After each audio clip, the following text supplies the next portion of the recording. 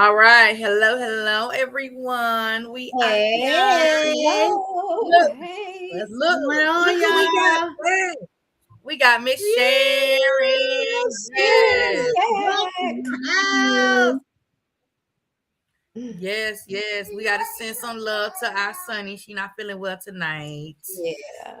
So if y'all looking for Sunny tonight, she's not feeling well. But guess what?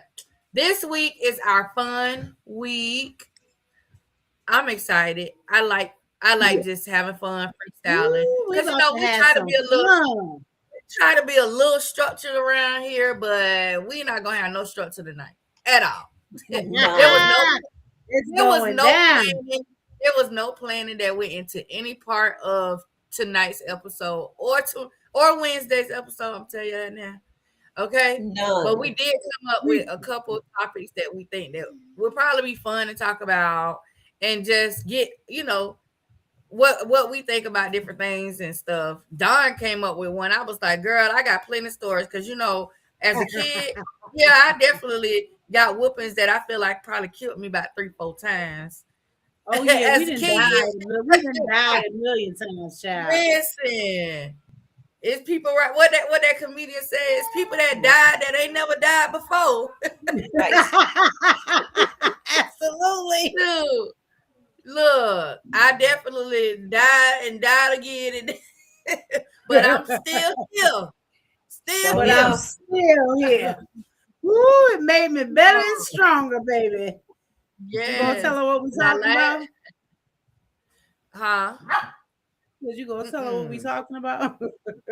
So we are we're gonna talk about what it was like growing up in a Black household, because I feel like that's important. We do have I know I have followers that are not they ain't Black. So sometimes I know they be wondering like, I wonder what it's like growing up. Like, that's Woo. like I ain't even gonna lie. I be wondering what it's like growing up in other culture households because, that's just the reality of it. You don't know what you don't know. And so I'm just wondering, like, but so we're gonna talk about that. What else did we say we was gonna talk about? I forgot. Things that I say it, Miss Yvette Renee, it was your thing. It's Things wrong, I don't I forgot. now we all done forgot that quick. I got it. Hold on, Things that I no longer tolerate. Things that I no longer tolerate. Yeah, stuff that we no longer tolerate. And I don't have to explain. And then we said we was gonna talk about a good childhood memory. Yes. But I think the best one is gonna be favorite childhood memory. and travel nightmares. And travel. That's growing up Black. That's gonna be the hot topic. Yeah.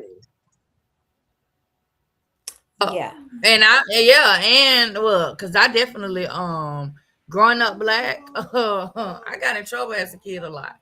The number one thing I had to learn growing up Black was that I was gonna get a whooping at least 5 days out of the 7-day week.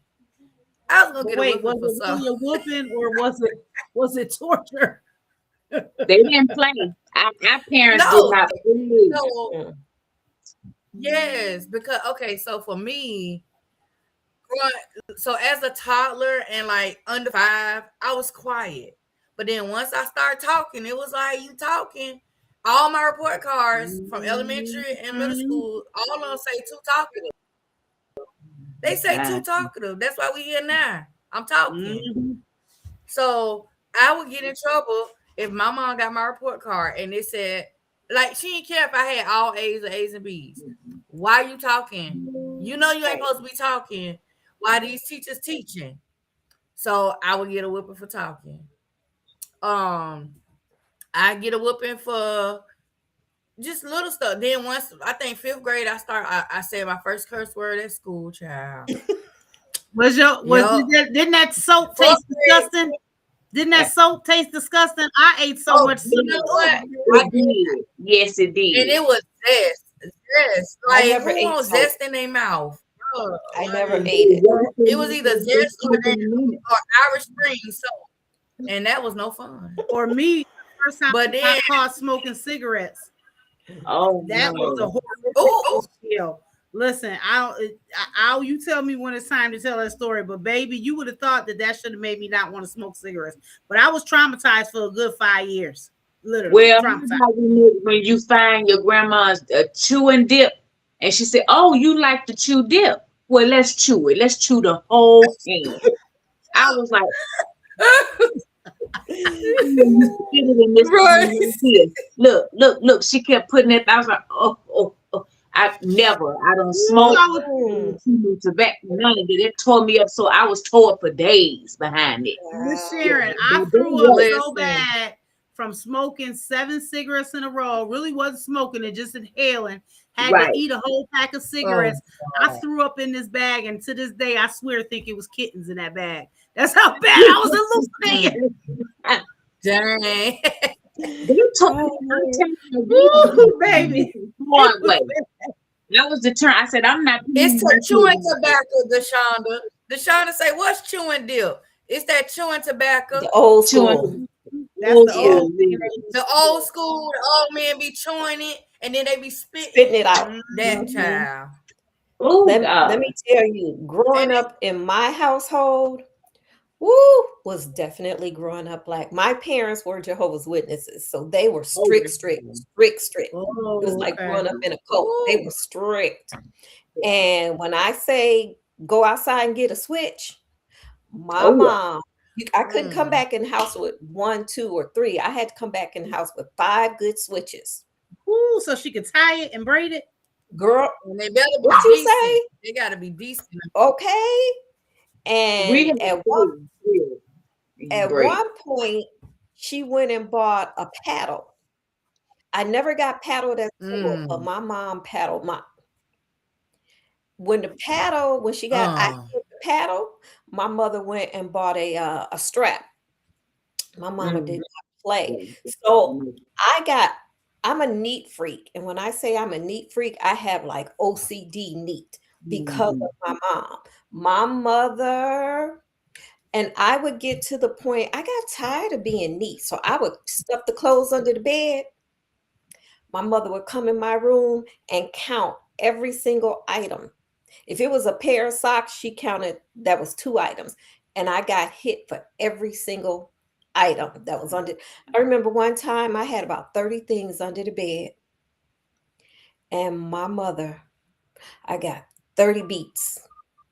So when I say I grew up in a black household, I grew up in a black household. And not to mention, back in the day, we used to bologna sandwiches. To this day, I cannot stand the sight or the smell.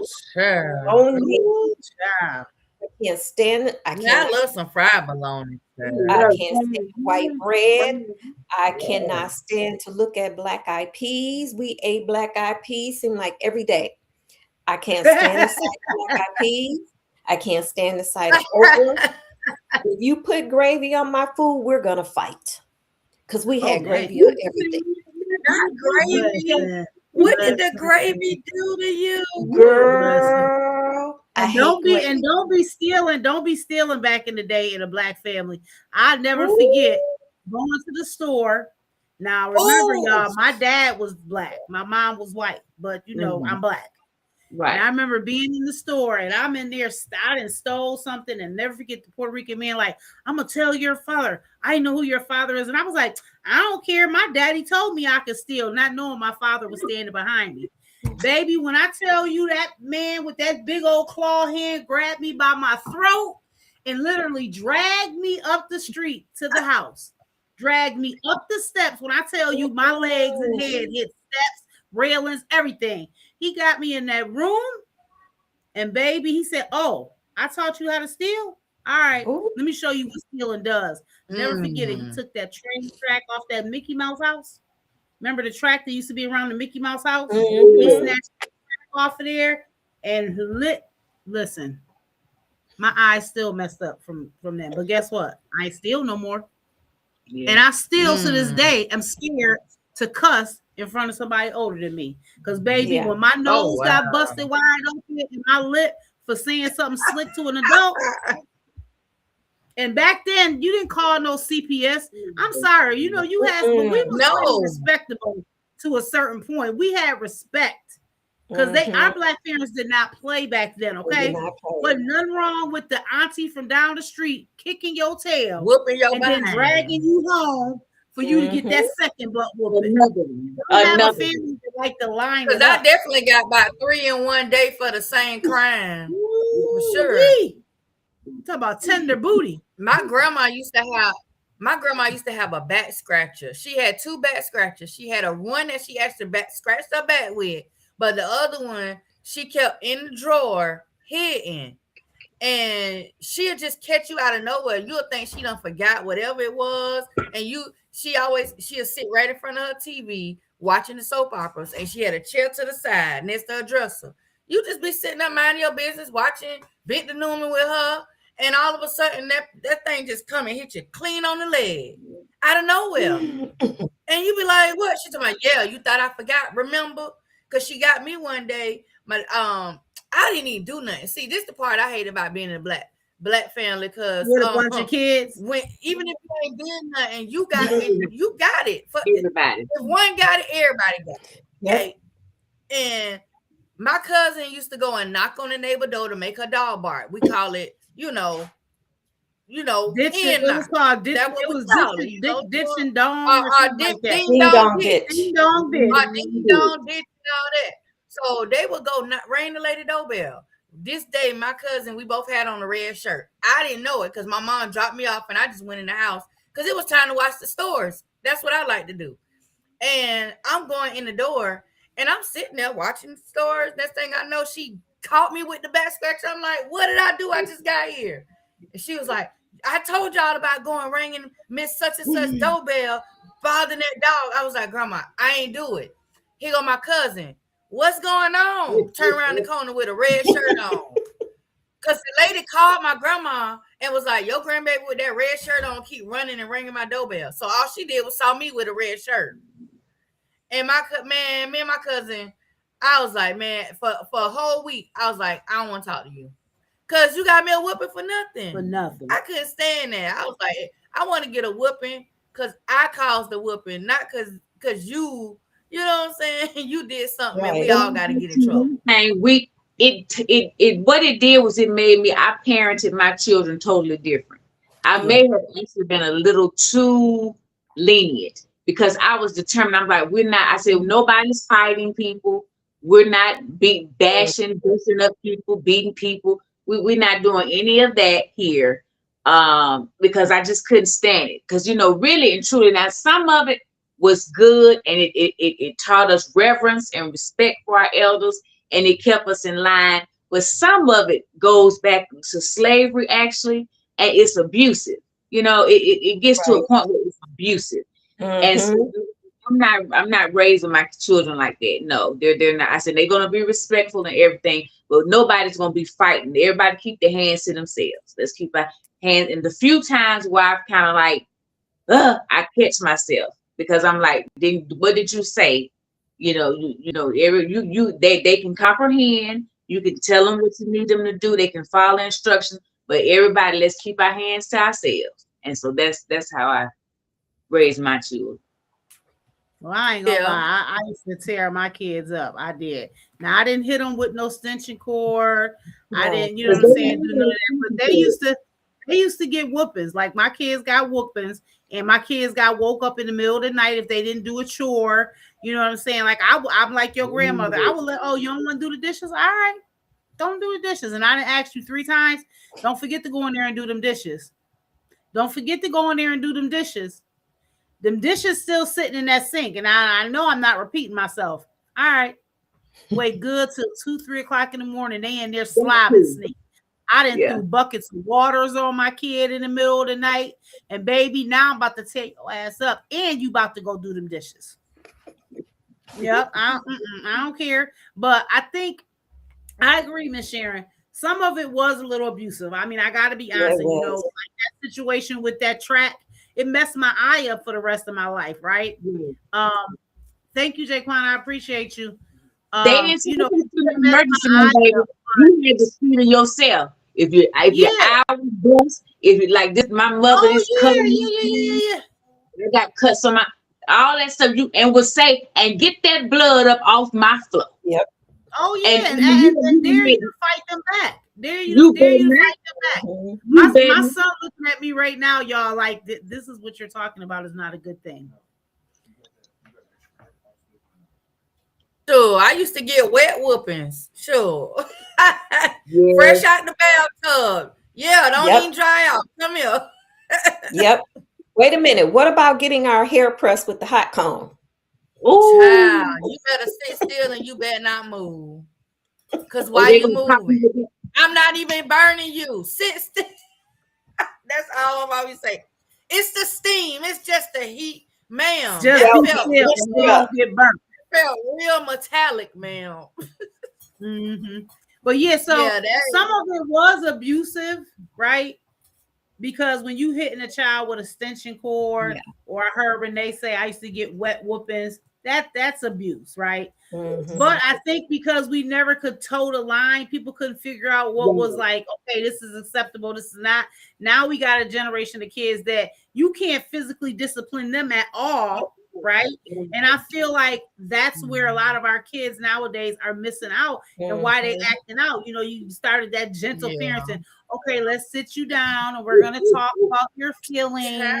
Like my grandson told my daughter one day, you keep raising your voice at me. You're hurting my feelings. And of course, I'm on the phone saying all types of stuff.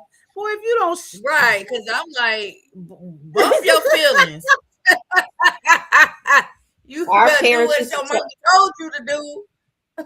Our parents used to tell us, I brought you into this world, I can take you out. I'll take you out of here. And I'm not, honey, my grandma was bad with that. Baby, you see that backyard back there? Ain't no telling what's back there. I'm like, what? I told you. I done gave up the ghost about 3-4 times in my childhood. For real. Girl, I died 20 times. For real. I'm missing two decades out of my life. Listen, Rita told us she used to make her daughter stand in the corner. That was a simple punishment. How about having to stand in the corner with books in your hands? And if that arm go down, baby, that's the kind of corner standing I had to do in a black household. My mother used to make me stand on my head. My mother used to make me sit in a corner and literally stand on my head. Oh wow. Yes. See, when they used to make me babysit my cousins, like I'm the older cousin and they like 7, 8, 9, and they was used to, I'm trying to tell them to do something they want to do it. Come here, let me give you these phone books. Hold your arms out. I tell them straight out, and you better not drop them. You got 10 minutes. Because they used to do that to me. My older cousins used to do that to us. So it was a generational thing. If I had to hold the phone books, you got to hold the phone books too. But I feel like phone books, that ain't painful. Like that's the least of the pain that you could, you know what I'm saying? I don't feel like that was too bad. But man, yeah, I ain't never had no extension cord though. I ain't never got that. Ooh, I did. Whips everywhere. Yep, I had that. I got hit with belt. Man had this big old broom, leather belt. And I built a broom. I used to get the last one, I might have been 13 or 14. And the reason he stopped with my mother stopped him for one. But right before she stopped him, he said, "You ain't nothing but a bull." He said, "I know I done whipped you enough for you to cry." I had told God, I said, "You're gonna have to kill me today. You're gonna have to kill me because I'm not crying. I'm sick of this shit. I'm not shedding another tear." He had out there on the carport now. He was fighting me. And I was like this right here. And I was just trembling. But I said I would not shed a tear. And my mother came outside and stopped him. Tell me, "You done lost your mind out here, ain't you?" Now that's how bad it was for her to stop him, because she believed in corporal punishment too. But I never got a whooping out. My mama was a boxer. That's how I stopped getting whoopings. She'll break your nose, rip your eye. She was I told her, I said, "Girl, you're a golden belt, ain't you?" Yeah, she stopped him, and he never whooped me anymore after that. Boxing, oh, mama was boxing. Honey, my mama had an uppercut. She had an uppercut that'll knock you across the room. You wake up the next day. Ooh, what happened? Everybody okay? But you know what, ladies? Thank God we all broke those generational curses. Yes. We're laughing about it now, but it was forms of abuse. And thank God we broke those generational curses. Because I've never did any of those things to my kids. Now they got their butts whooped, but me either. Never have I put a switch. Not to that extent. But what about the struggle of it being it? Because so me and him was talking about it today. We was in the car and we was laughing about the video that I'm gonna play. I was like, have you ever? I was like, you done ate? I was like, you done had powdered and canned milk before? He was like, yeah, because he always say I'm bougie because I'm like I personally have never what he calls the struggle. I ain't never had no struggle. Like no, I never had. We always had two. Like we always had two things that match in the house. So I'm like, I don't know how to like not have cereal no milk. Have canned milk. Like canned milk, yeah. If I'm baking something and it say condensed milk, water. Are you? I done had cereal with water, and I will never forget, and I love her to death. One thing about one of my foster mothers was you weren't gonna waste nothing. And that meant if it's this much cereal in one box and that much cereal in that box, all them cereals got mixed together, whether they went together or not. And you was either gonna finish that box of mixed cereal or the 10 boxes she had in the cover area was not getting open. And she made a pot of beans and cornbread and something that you really didn't eat, pig feet. Guess what? Until that was gone, nothing else got cooked. And all about that, you want to sit here until it get done. I've sat at the table for 24 to 48 hours. Not wanting. See, that was me. That was me with scrambled eggs. But as a kid, the baby they used to try to make me eat scrambled eggs. Like, no, I'll sit here all day. I'm not eating no scrambled eggs. I'm gonna gag. I'm gonna choke. I'm gonna do all of that. But I'm not eating it. And they used to be like, they used to get so mad. I'd be done sat there so many hours. Get out of my face. Because all that goes back to slavery. Every bit of it goes back to slavery. Literally, I remember one time I sat at the table 3 days in a row, warming it up, putting it on the table, warming it up, putting it on the table. And I was like, I don't care how many, I am not good. What made me finally make it, I think I'd be sitting there now trying to eat. But I slipped it outside. We had Doberman pinchers. My dad was a big time hustler. We had Doberman pinchers. And I slipped the plate out there to the dog and they ate it.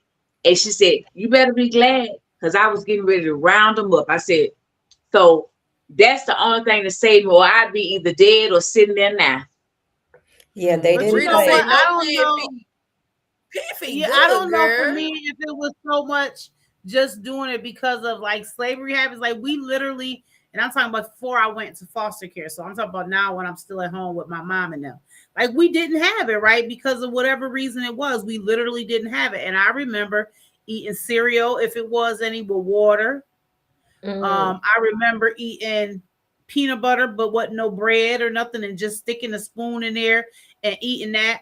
I remember it not being nothing in the house. Literally nothing in my house. I'm talking about the part about how you don't waste nothing. That was my foster mother. I'm not talking about that part of it. Yeah. No, my foster mother. Yeah, you wasn't gonna waste nothing. You didn't waste nothing back then. And like Rita said, it be stuff that you did. These kids, as a kid, don't nobody want to eat pig feet or chitlins. I don't want it. I don't care how much hot sauce you put on it. I'm not eating it. I wouldn't eat it. No, child, I was going to the candy lady house in the neighborhood and getting pickled pig feet like every day.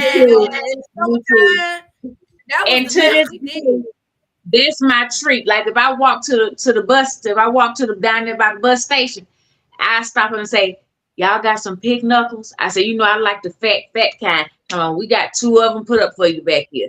I don't do it often because it's not good for you, but sometimes I got to have it. I'm a down south girl. Sometimes I got to have it. A pickle pig. What is that? It's a knuckle of a pig that they done brine and sit over there in the vinegar. Wow. You say it's what, Miss Sharon? That they done sit over there and brined it, salt and brined it, and put it in vinegar. Pickle pig knuckles. Knuckles. Oh, I ain't eating no pig knuckles. No. And so I tell you, they ate everything on the pig. They didn't I used to eat pig skin. I mean, I eat pork skins and stuff like that, but I ain't eat no pig knuckles. You don't like pickle pig feet either? I like pig feet, but I ain't eat no knuckles. Girl, that's the same thing. I just want the feet. It's the same thing. Just a different part. Just come on up a little higher and get the knuckles.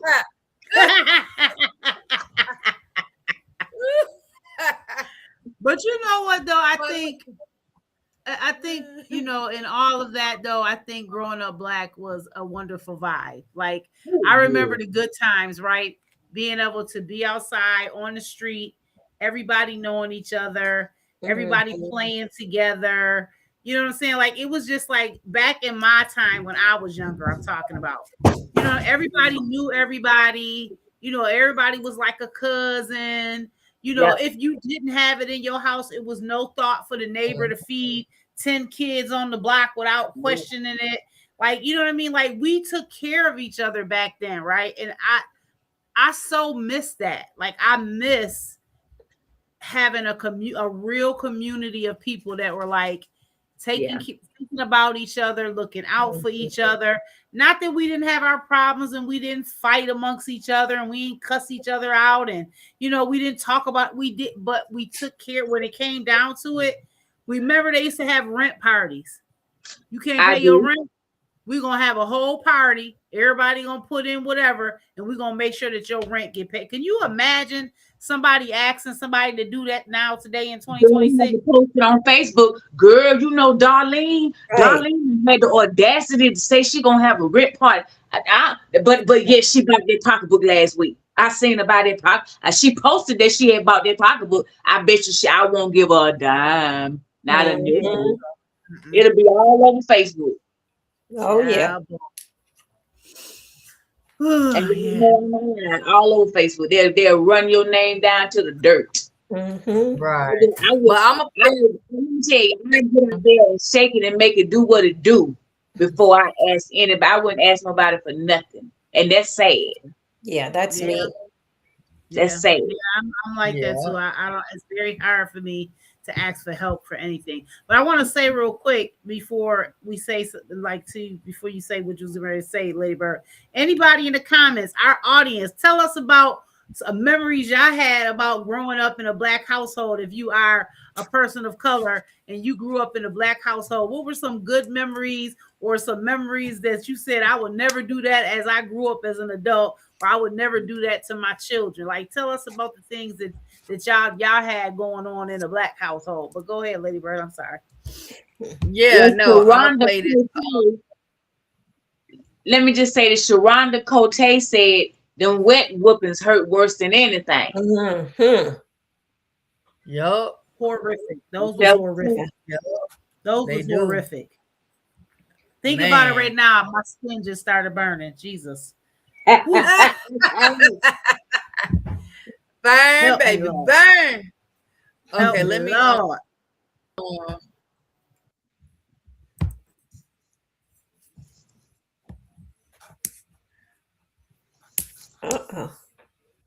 Oh, then she got my boy Finesse too, with his crazy self.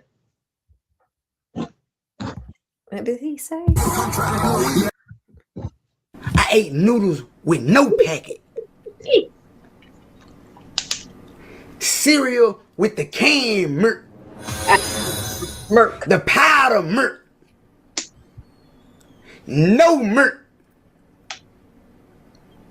Waffles, no syrup. Jelly. No jelly, nothing. Oatmeal, no sugar. and you complaining about these Salisbury steaks, and all you gotta do is put some seasoned salt on the motherfucker, put some seasoned salt and some black peppers on the motherfucker, and some onions, and then bounce back, and you make that motherfucker sandwich. Man, listen, I love me some Salisbury steak. I ain't even gonna hold you, man. I do too. Girl. I do. I haven't had Salisbury steak in a long time, but it's funny the things that people complain about today. I be like, I tell my kids all the time, especially my grandkids, y'all would have just died on the spot. Y'all would have just. My grandson talk about what he don't eat. We cater to him on what he don't eat. Like we don't be like, no, you can eat whatever we cook. No, we be like, oh, don't eat that. Okay. They so spoiled they won't eat it. And I know for myself, I never refused nothing my mother put on that table. And if I did, somebody eat it. The dog, somebody. Literally, I remember my daughter being little and saying, oh no, I wasn't in the mood for this type of meal today. I looked at her, I said, what? And she would not eat. She would not eat. She didn't touch it. I literally had to give her what she wanted because she wouldn't eat. Yeah. And I said, God, this the second day this girl ain't ate. I said, oh, she just as stubborn as I was, and we ain't got no dog. So I had to give her something different to eat. Or that's how I have to do it. A whole different generation. Yeah, because you can't even yell at them now. They be like, you're hurting my feelings. You're talking to me meanly. You have to talk nice to me. That's my friend. You're too loud. What? The too loud. I bust my eardrum 10 times growing up. Yeah, okay, what are you talking about? Too loud. 6'9". No, what it is? 6'7". 6'7". Yes. Listen, you better know how to count to 10 while you around here talking about 6'7". Yeah, Yes, 8, 6'7". 6'7". That's what it is. 6'7". Girl, you said, Lord, thank God, wasn't no internet back in my day. What you think about? You bust out with 6'9". What's up? No, we gonna let us Miss, I don't never want to look at another again. 6'9". First thing out of me, 6'9". I knew she missed it too. She missed Oh, it. Lord. You missed it. That was too funny. Hey, you know, me and I. Huh? We made fun out of everything. Oh, you want? we made fun out of anything. Like I remember being outside getting so dirty from the time we woke up to the time that the lights hit. We was outside playing hopscotch, jump rope, hide and seek, hide and go get it, skipping rocks. Like what do you mean in the house? We was mad when we had to come in the house. Yeah. And that's why I was glad. I was so happy that my youngest kid liked to play outside because these new generation kids, they want to be on a video game. They want to be in the house. It's too hot. They want to be on Snapchat, TikTok. I ain't even had no AC. We barely had a fan. I remember going to sleep and just waking up and just pajama shirt just soaking wet. Just drenched. Just got your tail up and went in there and got your butt in that tub because half the times you ain't had no shower. Everybody had a tub. Get your butt in that tub, wash yourself off, and go on outside and get dirty again and stop playing with me. You're not about to sit up in this house all day up under me. Get your tail outside. They didn't play that. They didn't play that. No, they didn't. Not at all. Get out grown folks' mouth. What'd you say, Don? Get out grown folks' mouth. Get out of here. What you doing here?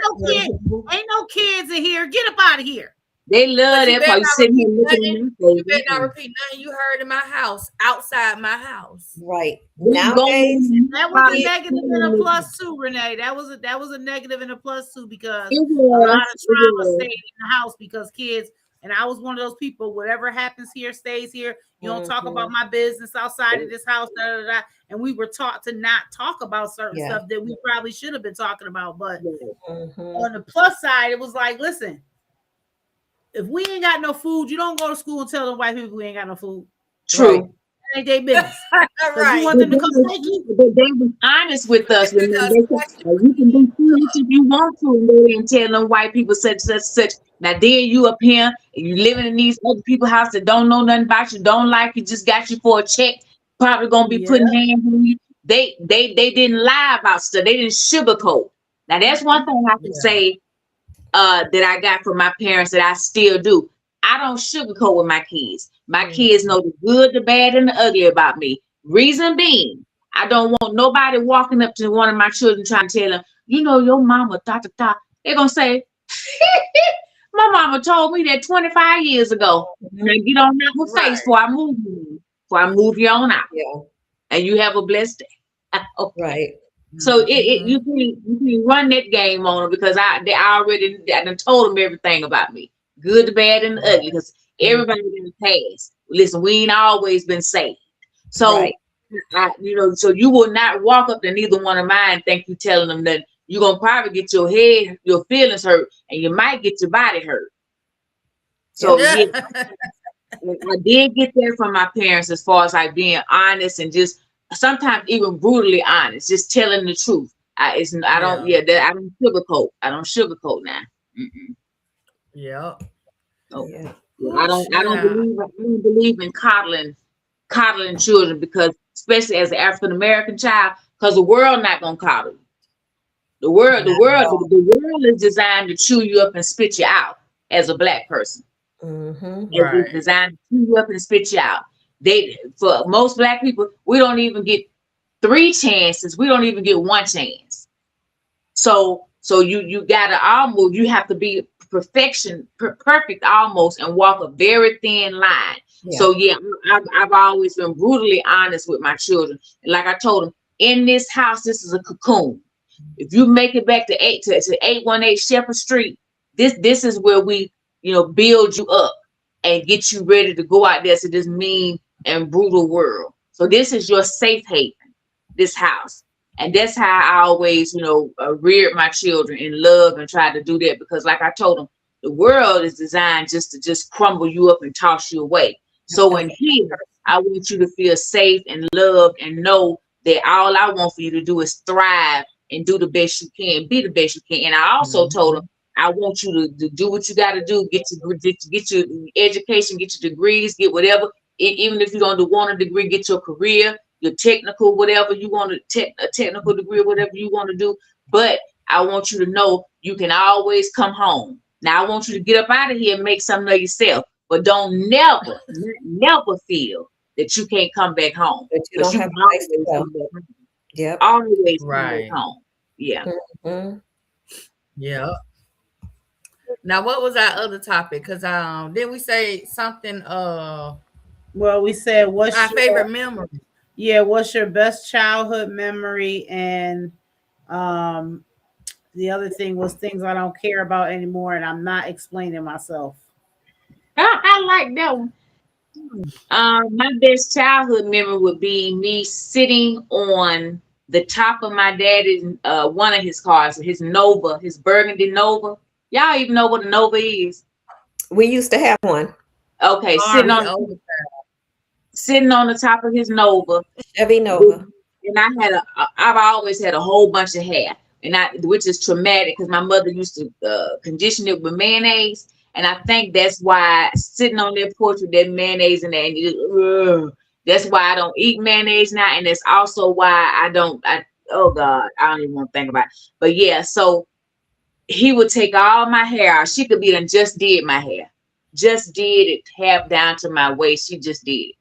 He would take every single plaiter loose and comb it into a big old flowing afro. Me sitting on the top of his car and people just walking by saying, "Oh my God, look at that little dog baby," and looking at his face, how proud he was, just so proud, just so proud. That's my best childhood memory. I vividly just can remember that, and I had to be no more than maybe not even 5 or 6, but I remember that like it was yesterday. I mean, and I know it's such a great memory because when I see it in color. Even, for back then, I see it in color. Unfortunately for me, I don't have very many great childhood memories other than going to school just to be out the house. I think my favorite memory was the day I turned 18 and I could escape the house. Yeah. So.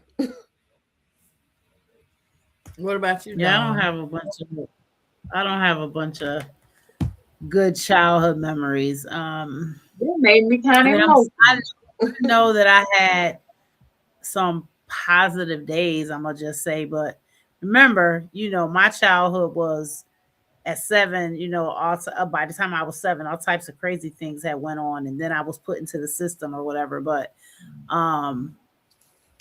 I mean, I had some younger adult, I'll say like in that 13 to like maybe 17. I do remember like, feeling loved in a certain area of my life, the one foster home that I'm still very close with them. Like that's my family. I do remember that was a period of time where I felt loved, right? Like I generally felt loved. I felt included. I felt like, no matter whether I was blood or not, these were my sisters. These were my, and that was my mother, right? Like everybody called her mother. That was my mother. She's almost 95 now. And still to this day, she's smart as a tap. And she still send us birthday, like she know all my grandkids' names, everything. Like that was my family. So a positive or good memory would just be that there was a period of time in my young adult life that I felt safe and I felt loved. So that would be the memory. For me, let me see. I think I got a mixture of both because I went through a period where I was bullied as a kid, but most of the good stuff had nothing to do with like kid stuff or that type of stuff. It was more so like things that I got to experience. Like I got the experience in middle school.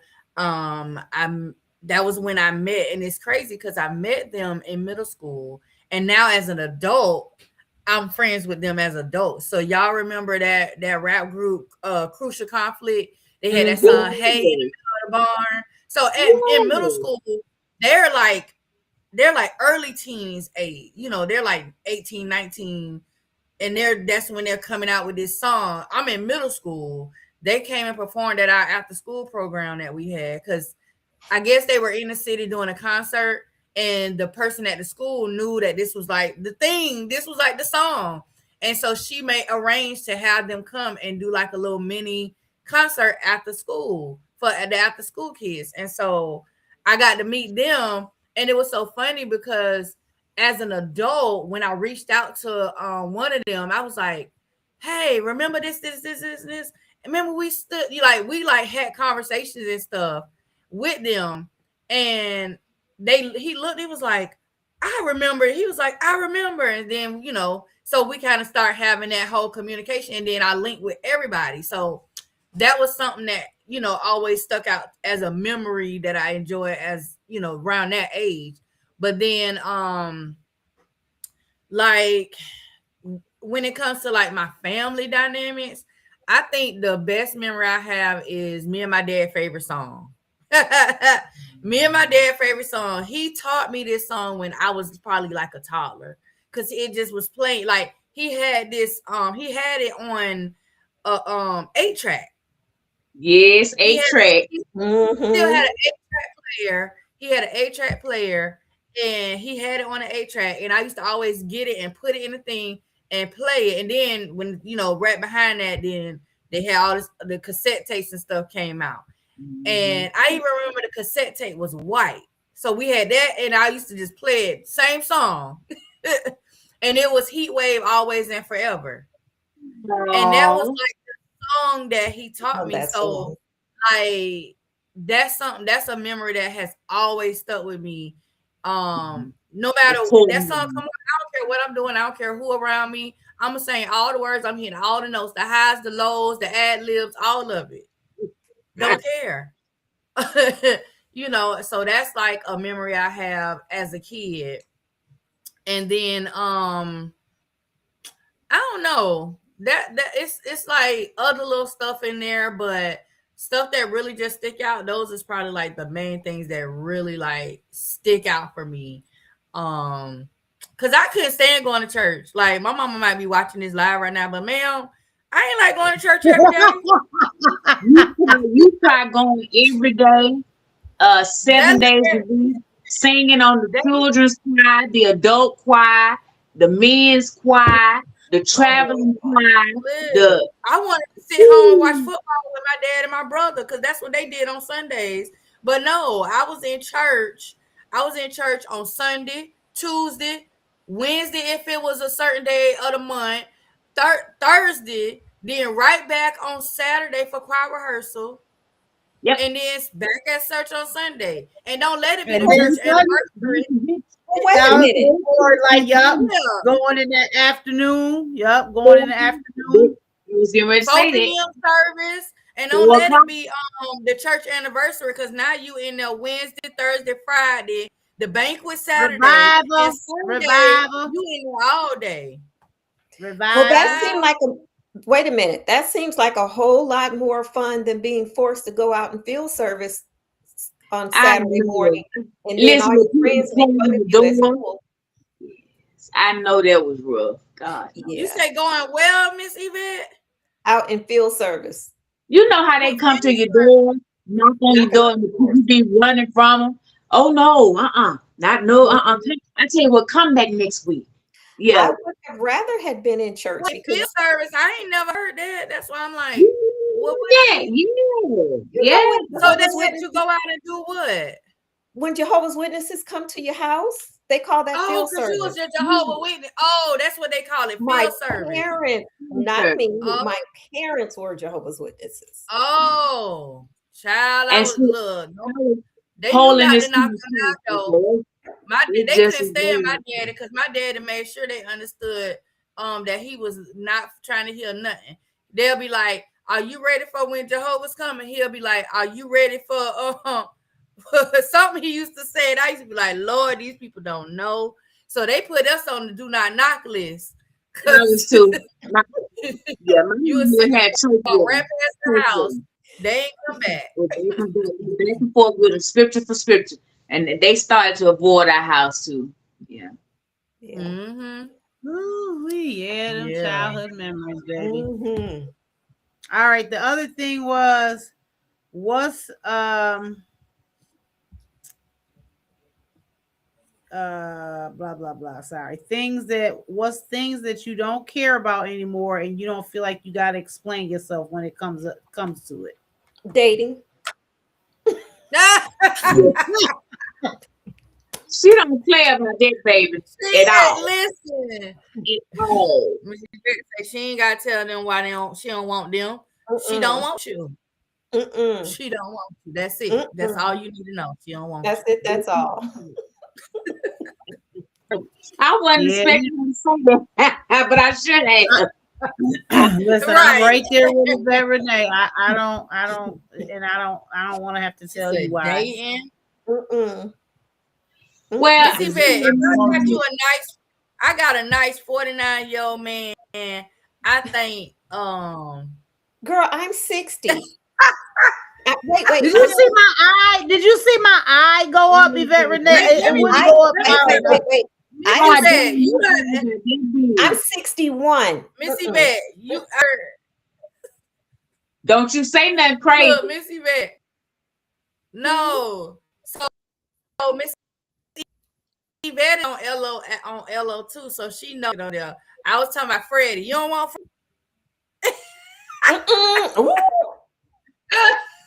Hell no. Freddie, because you know I'm on live on LO2 right now too. Freddie, I was trying to get you a man. No, Freddie. Girl. Why you don't want no? Miss Yvette said she don't want no man. I'm done. I'm happy. I don't think it's none. I think it's two. I feel like if the right man, came along, the right one, Yeah, but how do you feel? So okay, Missy Beth, what do he gotta do for you to be like, maybe I'll give it another chance?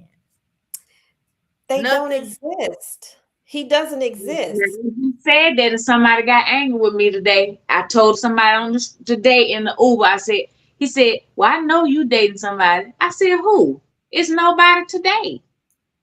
Who want to go through the road? Then you get yourself all attached to a person and find out they ain't worth a quarter. Yep. Then you go back out there again. And like I tell you, as women, we are innies. I don't want just anybody to keep anying in me.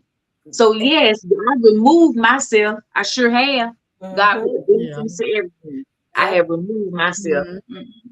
Yeah, because I was watching this clip today. You know, I be doing my little doom scrolling, and the one popped up. You know where they it's the one where they be traveling around and have people come up to the microphone and ask questions. And the lady asked the question. She was like, she been with this guy for a year, and his ex-wife don't know that they in a relationship. They've been in a relationship for a year. The ex-wife don't know. They took a vacation trip, and she's texting him while they on the trip, not asking about the kids because the kids went on the trip with them, but asking him to send her pictures of why he on the trip. And she was like, and they was like, child, like, so he don't post y'all on social media, none of that stuff. And she was like, no, he don't do social media. She was like, no, he ain't doing you. So it's like, how you with somebody a whole year? He with his wife still. Yeah, he's still dealing with that. Yeah, he's got to be. Because a whole year and don't even know, and she just freely texting your man. First of all, I would have took the phone and text her back. Ma'am, why you texting him? And if it ain't about the kids, why you text? Like, hey. Yeah. Don't play all that. It's just, you know, like. So I get it. I guess my kids tell me I'm mean. They said I mean I won't give nobody a chance. Well, I don't think I'm just like I think we try to tolerate. Yeah, it's just like I don't listen. I get it, right? Like you can find love anywhere, right? I will give you that, right? Like you don't know where that person is. You know, you could be out to dinner and they walk up to you because they was having dinner by themselves and they saw you and for whatever reason, or maybe you find them on Facebook. I don't know. But for me, it's the first word that come out your mouth.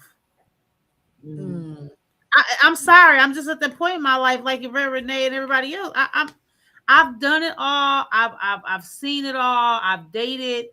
I've had, you know what I'm saying? Like so it's the first word out your mouth, and 9 times out of 10 it's gonna turn me off. So as soon as you open your mouth, I'm like, that's me.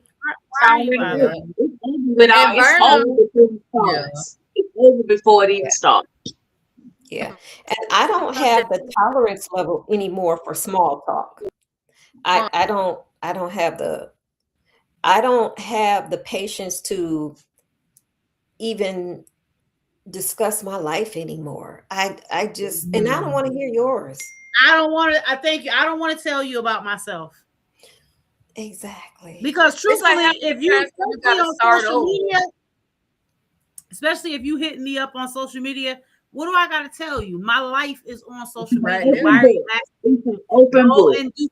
How about you do some investigation? Yeah. Because I like you. I know everything about you, baby. I done been on your page. I done, read all this. I know everything about you. So you get to know me if you say you like me. So don't keep asking me what you doing.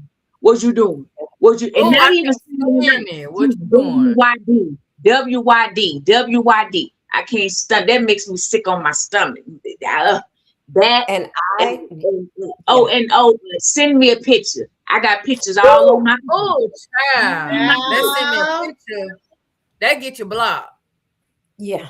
There's pictures all on my page. Look how crazy this is. Sending me a friend request. Why are you sending me a friend request? My page is public. Yeah. Why you got? Because they want to be a special friend. No. I tell you, I hate that so bad, y'all. Y'all just, y'all know. I Yeah, hate it. yeah. So Yeah. And And I'm then- not gonna go as far as saying that I don't think it's somebody out there for me. It may be somebody out there for me, but it's gonna be very hard. And listen, I know I'm not for everybody, right? But to me, I'm a catch. I am a catch for somebody. I just don't know who that somebody is, and that somebody gonna have to work real hard for me to know that that's somebody. Because Yep. I am in a point where I'm just like, the first word out your mouth is like, "Yep, nope, you not the one." that's what I say. I'm Queen E, not the Queen B. I'm Queen E, Come on now. and I am the prize. No man is my prize. I am the prize. So therefore, no man deserves me. Girl, and they out there not thinking they the prize. These men is out there not thinking they are the prize. Kevin Samuels done messed him up so bad when he wasn't even living like everything he said was a lie. He didn't own nothing. He was renting cootie cat like the rest of them from a little young girl that was probably laughing at him behind his back. Just everything he said he stood for. When he died, we saw wasn't taking care of his health, had hypertension that he wasn't regulating. Yeah. Heart and an anatomy that he wasn't regulating. Everything he literally said that he was, in death we found out it was a lie. Mm-hmm. Mm-hmm. You even got the old ones out here in their 60s and 70s still thinking they're the catch. Talking that crazy talk. They do. Yeah, I'm the prize, honey. I'm the prize. I'm like, Lord have mercy. If you don't sit yourself down, I don't know what might happen. Yeah. Get away from me as possible. Yeah, you better get to a little young girl, a little 20-something year old that you can make a fool of right now. Right. You ain't doing nothing but ruining her for another man because you're gonna abuse her, neglect her, take advantage of her. And then when she get a certain age, you probably gonna discard her for someone else. But that is why I tell you, that's why the nursing homes are full of men. Full of men. Because ain't nobody want to take care of their selfish self. Lived all kind of way, all kind of whoring, all kind of this, all kind of that. And now they to the age where, listen, don't nothing on them work no more. So don't nobody want to be bothered with them. Even their own children don't come see them because they didn't take care of their children. So literally nobody. If you find a woman in a nursing home, her church come to see her, her children come to see her. Sometimes the spouse be coming to see her. But what I'm saying is we tend to have a unit around us. Mm-hmm. You know, so we gonna, like, if my girlfriend has surgery, she know I'm coming with food. I can clean up if she needs, whatever she needs, she know I'm gonna do. And that's how we set our lives up. Yeah. You ask a man, what's your best friend's favorite color? I don't know that nigga favorite color. I don't know stuff. Right. All we do is watch the game together. I don't know nothing about that nigga. Don't never ask me nothing like that again. Mm-hmm. You know, you just ask, that's your friend. You need to know some stuff about them that if you care about them.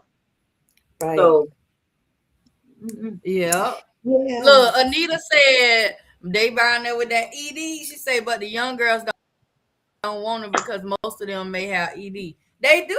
And then the crazy part is men don't pay attention to their health enough to even understand that's what's going on. Mm-hmm. And wonder why Miss women don't want to deal with them. Alexander. It ain't staying up long enough for us to even care. Correct. Miss Alexandra, you are the prize, baby. You move on to this situation. That's right. You are the prize. Alexandra. I just read that too. Yep. And again, we are not man bashing. We just talking about our own experiences. We talking about our own experiences. Yeah. I mean, you know, listen, I feel like it's somebody for everybody, but for some people like me, that's the thing. like Yvette Renee, like Sharon. It's just taking a little longer for us to find that person because we are deciding to stick to our standards, to stick to what we feel like is important to us, and that's okay. That it is okay, and people need to start being okay with that being okay. Yeah. It's not saying that, oh, you just don't like men, whatever your preference is, you just a hater, I'm speaking from the eye again. Have been through so much in my life. Because first of all, if you shorter than me, I'm gonna tell you, a lot of the men that's out here that got these attitudes with women, it be them little short men. Sir, we do not want you shorter than us. I'm sorry. No. I understand that everybody is not gonna be 6 feet tall, have 6 figures, and have over 6 inches. I get that. But sir, we don't want no little man. If I gotta look down at you, or if I can't get you to reach something off the top shelf for me, I don't want you. That's just that simple. But men, they can't take that kind of rejection. And it's not that we saying, like, most women have standards. Like Don said, there's standards. If our standards mean we don't want a man shorter than us, you can't get mad if you approach a woman taller than you and we decline you. Because it's okay for them to say, I don't want a fat woman. I don't want a woman that's white. I don't want to date a woman from another race. I don't want a woman that got more than one kid. It's okay for them to have standards on what they don't want. But as soon as we say we don't want something, now it's something wrong with us. We all kind of names. Yeah, for me, people feel like I shouldn't have standards, that I should be happy that somebody possibly might want to give me the time of day. Yeah, well, no, and guess what? They gonna keep trying to give me the time of day, and I'm gonna keep trying to ignore their asses. Yeah, give somebody else that time of the day, because I don't need it. I don't need it. I do not need it. Yeah. And they love to say, "Well, you just gonna end up single for the rest of your life with a cat." I'm like, "Well, I don't." I said, "I don't even."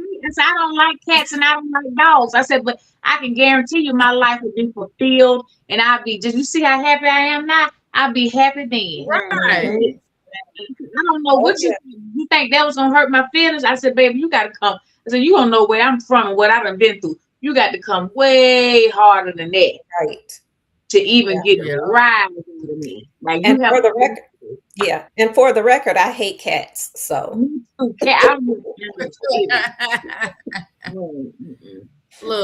you hate cats. Yeah. But yeah, what else we got, Don? Because Don know all the topics, child. I don't want to talk about this one. Okay, ladies, listen. And y'all in the audience can answer this too. If you woke up tomorrow morning and realized you had hit the lottery for $5 million, what's the first 3 things that you gonna do? 5 million, 5 big ones. What's the first 3 things you gonna do, Renee? The vet Renee. $5 million. 5. I would make sure that I have a secure trust for my children. Okay.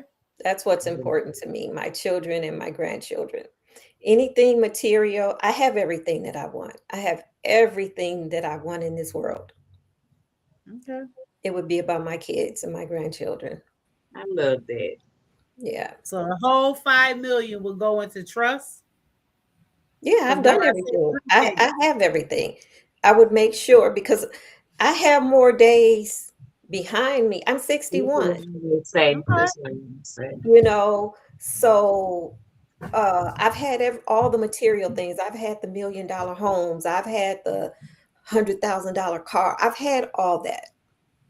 None of that material things mean nothing to me. I have a home. I have, so it's about my kids, making sure that when I'm gone, my children, my grandchildren, leaving a legacy. Legacy. Okay. All right, Lady Bird, what's your 3 things? Let me see. I'm buying a house. Okay. I'm gonna be a homeowner. Definitely getting my son a wheelchair accessible vehicle, like a real one. Yeah. Not the modified one that I And But I kind of like you grateful for that, but just yeah. And then I'm thinking probably investment, not necessarily investment, but taking a certain amount and making sure my kids have money that they'll have. Like if I got to put in a trust, I'll put in a trust. If I got to put it wherever, so that they'll have that, because I ain't gonna be here forever. And I want to make sure, because look, I already said now, if I ever go and win one of them scratch off tickets that say million, I already know I'm not gonna be the one cashing it in. Nana, come here, because you already over 70 years old. Go on and cash this ticket in so we can get this money and they don't gotta bother me, and you just put it where it need to go. Cause look, you ain't gonna be sitting here looking at me crazy. You know how do they be like, oh, so you don't need this no more? Leave me alone. But they definitely do it. They do that. I think for me, the first three things I would do is something that I've really appreciated. That if I don't know if everybody knows him, something Boosie did. I think I will go buy some land. Yes. That's what I mean, an accumulation of land that on that land I could build homes for all of my children, for my grandchildren, and everything will be paid off, and that will always be their land. Second off, they would all get money put up in trust, right? Where you can't touch this money until you get this aid, because hopefully by this time you got a little bit of something and I didn't taught you something so you could financially do that. And then after that, I think I would want to travel the world. While my homes is being built, I want to travel the world, places that I have not been yet. I already travel, but I want to hit those big countries I ain't made it to yet. Like my dream has been to go to Africa and to go to Hawaii. I would like to hit all of the mainlands in Hawaii. You know what I mean? I'd like to hit Hawaii overrated, but and they say it's very expensive. With $5 million, it ain't gonna really matter. You know what I'm saying? But we're going in a private jet. Buying land and securing our homes and our land for future generations, putting money up to where it's gonna grow interest on it, and that we are always secure, and then traveling the world. Miss Sharon, what's your three things? Okay, mine is I would like to have like a compound type situation for my family, my mom, any of my close relatives. Then my daughter, her trust comes of age when she's 18. I wish I had made it 25, but it's 18. But just to set up like both of y'all said, Don and Yvette said, a trust for them. And I think, like I said, maybe 25. My son is already 25, so he's already past that point. But I think sometimes they don't need to get the money so early. When they get it so early, I don't want to say it make them lazy, but it make them where they like, I'm good. I ain't gotta, and you don't never need to feel that way. You always need to know you got a little hustle. You got a little, because you don't never know how things in life may go. But that's me. And then I would like to do some traveling. I love to travel. I like to do some traveling. And then just take it easy, because that's something I don't know how to do. I do not know how to just relax and take it easy, because I've never been able to. So I don't know how to do that. So I would just enjoy learning how to just relax and take it easy. Absolutely. And I just want to read some of the comments. So Ivan said he will buy land, go to the animal shelter, and have a place for the animals. Anita says she's financially secure, so her and her family would travel internationally and more extensively. And that's it. But yeah, those are all good ideas. And I think, we all have our own ideas on what's important to us, what we need right now, and where we are in life. So I think everybody's answers were great answers. But now we got to go ahead and start playing the lottery, because you got to be in it to win it. And I like that land idea. I didn't even think of that, but yeah, that's a good idea too, because I feel like that land is, we always talk about we need our 40 acres and a mule, Yeah, give me mine. I need it and more. At this point, so I need it for everybody before me that didn't get theirs. How about that? And it's so much property out here. I think it's so much land that is available, but they're not teaching us. Keyword us. They're not teaching us how to access it and the steps to take to own it, because they want to just keep it, you know, it's it's control. Everything gets controlled in society, everything. And we got not just owning it, but how to keep it, because you can buy land. Yeah. And the government, you lose that land if you're not paying the property taxes. So yeah. First and foremost, you have to teach financial literacy. Ability, you know, financial literacy. That's the first and foremost. Yeah. You know, especially if you receive a large amount of money, you know, you don't just start dishing out stuff to your family. Right. They need to learn financial literacy, because we can all go buy land. You know, when I sold my businesses, I could have went and bought land, but you know, then you got the property taxes. So, you know. Yeah, because think about all the stuff in your neighborhood and who owns it. Most of it, 9 times out of 10, 95% of the neighborhood you live in is owned by people that are not Black. Right. Yeah. Oh, yeah. We don't own nothing. The hair store, the liquor store, the corner store, the gas station. You know. Can you answer the Anita? She's about to leave. I want to answer the question for her. Anita, thank you so much for coming. Hey, Anita, absolutely. We are on here, Anita. I don't know if she's still listening, but we're on here Monday and Wednesday at 7 p.m. Eastern Standard Time. Every week we have different topics. This week is our fun week. We have weeks where we do relationship talk. We have a mental health week, and we have a Korean money week. So we kind of alternate it every month, each week, and we discuss things. So this is really our actually first official fun week that we've had, because we had a week where it was like we didn't start at the beginning of February, so it kind of shifted our weeks. But yeah, see, I like not playing it. I like just going right off the dome and not having nothing. But I did play in this Sexy Man of the Week. Hello. Come on now. I got it. Let's go. I'm ready.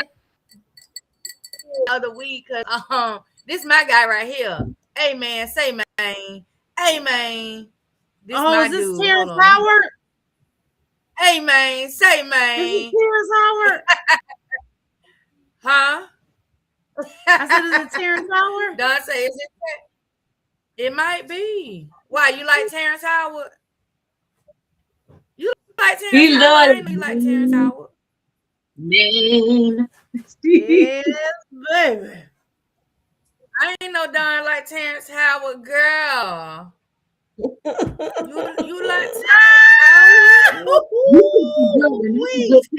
That's a good picture. Look, she over there shivering, child. Look at her. Oh, he is so fine. Oh, yeah. That's my guy right there. He's been better looking as he ages to me. Yes, he is.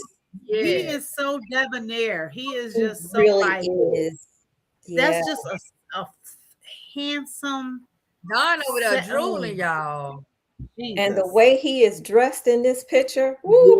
Yes, girl. But you know, I hear his voice. Yeah, he's so versatile. Like, we know that he can be that, you know, how he was in Hustle and Flow and all these other, but his actual talk, when he really talks and his intellect, like, I just be like, dude, you can sit here and recite a nursery rhyme, and I'm gonna just sit there and look at you. Listen, come on now, you better say it, Jesus. Yeah. Thank you for that. Thank you. I binge watched what's that show he was on with him and Taraji? Empire. I binge watched it just to watch him. Because I was like, I was never in the Empire, but I was like, you know, I'm gonna watch it because I just wanted to watch him. I just wanted to watch him. That was it. I ain't care about none of the storyline. You know what I liked him in? What was it? The first Best Man. This man. I liked him in the Best Man because he was funny, but he was serious and he was just kind of laid back, like. And I know so many men like him. I know so many men like his character in The Best Man. Yeah, I liked him in that. Yeah, his character was real cool. And then what's the other movie? He been in so much though. I loved him in Hustle and Flow.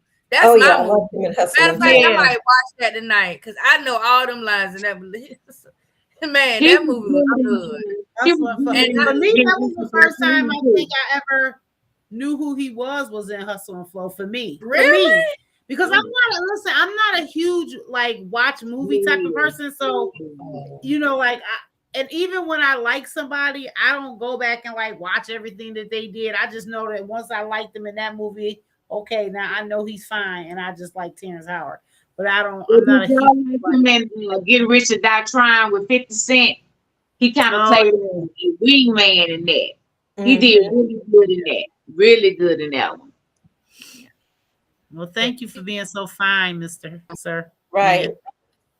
Thank you. Thank you to his mother and father. Exactly. For gracing us with this sexiness. I said thank you to his mother and father for gracing us with this sexiness. That's a great way to end my night. Yeah, because Wednesday, I gotta find a picture with him with no shirt on, child. See, I'm gonna try to find one. He's not too big on shirtless pictures, but I feel like it's one out there somewhere, and I gotta find it. He was younger. From Hustle and Flow, did he have an empty shirt on in Hustle and Flow? Let me see. He had a tank top on, child. He had the little white tank top on in Hustle and Flow. With the curls. You know what? In one of the best men, he opened his shirt up. In one of the best man movies, he does open his shirt up. Yeah. I think he was in that Final Chapters one. Yeah, he opens it up. Yeah, because he it's some other movies. I'm gonna get created like a list of his movies so Wednesday, so we could talk about some of them movies because it's some really good movies he been in. Like his serious acting is really good. It is. Because what was that one? He was in that one where they were in the car. It was that because I think Will Smith was in that movie. What was that one movie? It was the one with the police officer pulled him over in the car, and he was in the car with his wife, and it was like different scenes in the whole movie. Was it called Crash? I didn't know he was. I haven't seen that. I believe he is in Crash because I feel like that was a scene where he was in the car with a wife and they was leaving somewhere. He was driving and the police pulled him over. I'm gonna have to look. I think he's in Crash. I want to say I haven't watched that movie in so long, but I believe he's in Crash. But he's in a lot of he was in a lot of 90s movies, a lot of 90s black movies he was in too. That's what I feel like we need to get back to. And then we getting out of here. I want to talk about that real quick. Yeah. We got to get back to these, like how we had these nice classic movies that was just for like we had Brown Sugar, we had Love Jones, all them movies. They was just like they right now in the process of filming a part 2 to Love Jones. Oh, nice. Because listen, this Terrence Howard, Don can have him, but I don't ever give up Lorenz Tate. That's my man. Okay. Lorenz ain't but like 5'4". He's short. I don't care. I'll pick him up and carry him. Said, my man.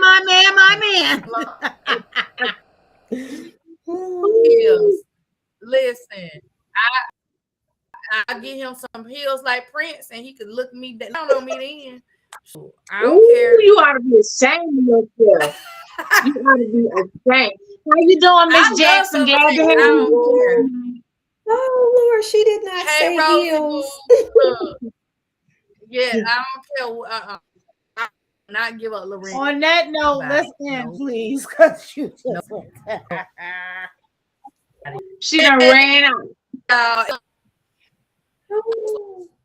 Yes, we had a great night. Thank you. Good night. Good night, everybody. Good night. Good night, y'all. See y'all Wednesday.